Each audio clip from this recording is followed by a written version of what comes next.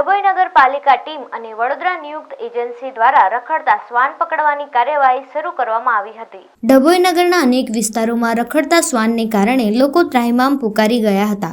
કેટલાક વિસ્તારોમાં રખડતા શ્વાન કરડવાની ઘટના પણ બનતી હતી। છેલ્લા એક સપ્તાહમાં ડભોઈ નગરમાં શ્વાન કરડવાની ઘટનામાં વધારો નોંધાયો હતો। તો શુક્રવારે તો 3 કલાકમાં 16 લોકોને શ્વાન કરડ્યા હતા, જેને લઈ પાલિકા દ્વારા રખડતા શ્વાનના આતંકથી મુક્તિ અપાવવા ચીફ ઓફિસર જય કિશન તડવીની અધ્યક્ષતામાં મીટિંગ બોલાવી વડોદરાની સ્પેશિયલ એજન્સીને કામ સોંપવાની કવાયત હાથ ધરી હતી।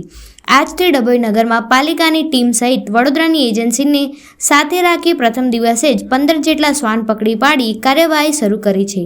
પકડેલા શ્વાનનું રસીકરણ કરવામાં આવશે નું પણ બિરેન શાહ દ્વારા જણાવાયું હતું।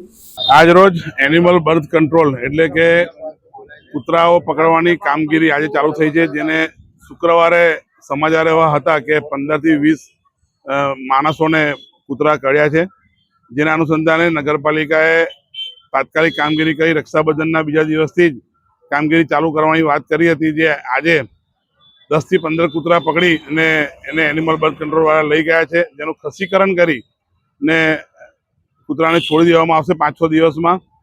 મને ખબર છે ત્યાં સુધી નગરપાલિકામાં અત્યાર સુધીમાં ફર્સ્ટ ટાઈમ આવી રીતે કામગીરી થઈ હશે, જેમાં કૂતરા પકડવાની કામગીરી જે લોકોને હેરાન કરીને પજવણી કરીને બાઇટ કરે બચકા ભરે છે એવા કૂતરા પકડીને એને મૂકવામાં આવ્યા છે। હજુ આ પ્રક્રિયા આગળ પણ ચાલુ રહેશે।